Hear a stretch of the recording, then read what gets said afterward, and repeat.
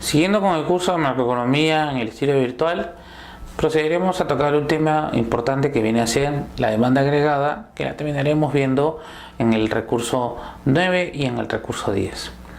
¿No? Vamos a recapitular lo que nos decíamos en el concepto de cuál era la fórmula de la demanda agregada, que viene a ser el consumo más la inversión más el gasto, y vamos a agregar lo que es el sector externo, que viene a ser las exportaciones menos las importaciones, ¿no? Siguiendo con el camino, diremos también que la demanda agregada será igual a la producción que se hace en una economía. Por ende, la demanda agregada tendrá que ser el nivel de producción que tiene la economía en un país. Bien, vamos a seguir con el tema de la demanda agregada, pero ahora vamos a ver el modelo ampliado a 3 sectores. O sea, ¿qué estamos tratando de decir ahora?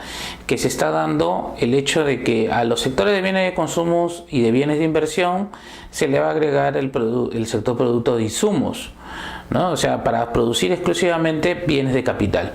O sea, lo que puede generar la economía gracias al tema de los insumos para generar los bienes. ¿Qué tanto es la inversión en este sector?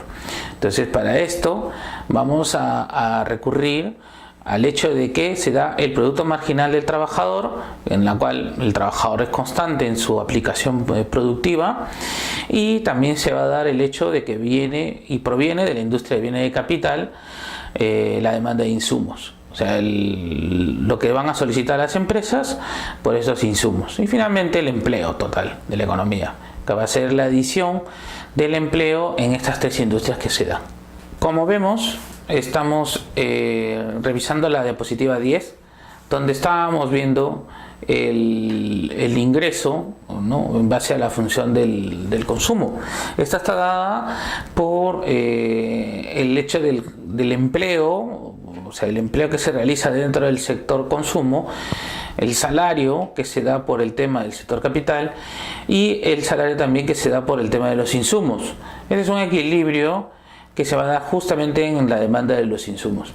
Nosotros estamos recurriendo ya a entender que qué tanto influye esta demanda de insumos en la proporción de una economía, ¿no? Entendamos que el insumo viene a ser parte de lo que es la producción. Entonces, cada vez que vamos a querer demandar más insumos es porque la economía está solidificándose y necesita mayores niveles de insumos para la producción que se viene. Nosotros entendemos que cuanto mayor demanda de insumos habrá, es porque también la economía demandará mayor empleo. Estos niveles se tienen que dar gracias al efecto del fenómeno transformación, para poder entender que estos insumos llegan a un sector productivo y ayudan a entender que se va a demandar una mayor proporción de demanda de trabajo. ¿Esto cómo clarificamos?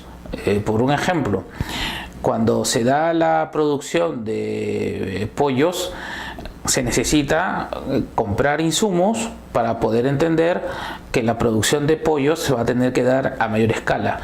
Esta dependencia del insumo hará que se demande mayor cantidad de trabajo justamente para la transformación del insumo, para que va a ir a la industria del pollo. Después de toda esta visión de la aparición del sector, de todo lo que es la demanda de insumos y tal, aquí ya aparece, justamente en este modelo, aparece el Estado, ya en un principio para poder regular todos estos movimientos, ¿no? No tanto regular, sino también para ayudar a transitar a todas estas industrias que van apareciendo para el crecimiento de las otras industrias. Necesitamos entender el enlace de cómo se genera una industria para llegar a otra industria. En este caso, la mejor herramienta es que el Estado participe de una forma regulatoria o de una forma incentivadora para la economía. Si nosotros vemos, aparece ya la participación del Estado justamente en nuestro flujo circular de la renta que teníamos visto, las empresas y las familias. De ahí que empiecen a transitar el hecho del consumo, el ingreso agregado, el ingreso disponible, y aparezca siempre la participación del gobierno, pero como un motivador en el hecho del mercado financiero y el tránsito de las familias hacia el gobierno y las empresas. Los gastos del gobierno pueden ser de tres tipos: el gasto corriente, el gasto de transferencia y el gasto de capital. O sea, estamos hablando de que el gasto corriente serán todos los sueldos y salarios que tienen que pagar a los funcionarios, a los empleados públicos, gastos que impliquen el uso de recursos reales, y el gasto de transferencia serán todos esos gastos que se dan para atender ya a la demanda laboral que ya no trabaja. O sea, mejor dicho, a los pensionistas y a las personas que reciban un subsidio. Y el gasto de capital será justamente la inversión que realice el gobierno para maquinarias o equipos que sean de inversión para el sector real de la economía. Nosotros entendemos que el gasto del gobierno es un gasto fijo, no es un gasto que represente un crecimiento dentro de la economía, sino es una inyección de recursos monetarios para el incentivo de la producción en general. Por ello, los ingresos del gobierno también son de varios tipos: el ingreso corriente y el ingreso de capital. Estos ingresos corrientes serán los ingresos tributarios, o sea, los impuestos, los ingresos no tributarios y las transferencias corrientes, que pueden ser préstamos o recursos monetarios provenientes del exterior. Y los ingresos del capital serán las ventas de los activos fijos que tenga el gobierno o transferencias que realice también el país. Claro que la participación del Estado se nota directamente con una variable, ¿no? La variable T, que van a ser los impuestos netos, y hay una variable T sub 0, que viene a ser los impuestos autónomos, y una T minúscula como una propensión marginal a tributar. De todas maneras, siempre hay parte de la población que acepta pagar estos tributos porque ve reflejado el gasto del gobierno como un beneficio social a la sociedad. Entonces esto está todo ligado justamente con I, que viene a ser el nivel de ingreso o el nivel de producción de la economía.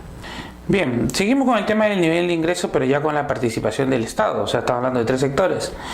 Entonces ahora lo que estamos hablando es que aparecen las ecuaciones del gasto del gobierno y de los impuestos. Cuando estamos haciendo esto, nosotros seguimos con la diapositiva número 23 de la octava semana para poder entender qué es el consumo más el ingreso disponible que tiene la persona. Eso viene a ser el consumo privado, ¿no? La inversión privada, el gasto del gobierno, que viene a ser un gasto autónomo, el impuesto, que siempre va a ser el impuesto autónomo más lo que nosotros queramos descontar del impuesto con respecto al ingreso que tienen las personas, y el ingreso disponible, que será el ingreso menos las tasas, el nivel de impuestos que exista. De ahí que nosotros podamos entender que existe un ingreso disponible, ¿no? Y un ingreso personal, ¿no? O sea, estamos hablando de el ingreso agregado, que va a ser el consumo más la inversión más el gasto, y el ahorro más los impuestos, que será la inversión más el gasto. O sea, todo lo que puede ahorrar las personas más el impuesto que se le dedique con respecto a igualdad de su inversión más el gasto que puedan realizar. Eso van a ser alicientes más el gasto que se puede hacer. Entonces nosotros entendemos que hay un ingreso agregado igual al gasto agregado y unas fugas igual a inyecciones, que serán el ahorro más los impuestos más inversión más gastos. Por último, y solamente para poder terminar, y esta es la parte más interesante que termina siendo, es el tema del presupuesto, ¿no? Que es lo que se hace con el impuesto para generar un mayor aliciente a la economía. Lo que queramos siempre va a ser entendido como un déficit público o un superávit público, si el impuesto es mayor que los gastos o el gasto es menor que los impuestos. En fin, nosotros tenemos que entender que el presupuesto siempre será una parte reactiva de la economía. Cuanto mayor presupuesto exista con ingresos disponibles reales, mejor estará la economía. Cuando se use más recursos de préstamos para aliviar el presupuesto, es donde podemos empezar a entender que la economía no anda bien, ¿no? Bueno, tocaremos en otro punto otro informe de los recursos de la semana 9, y ya estaremos entrando también para ver una economía abierta, como entendamos solamente la economía. Hasta luego.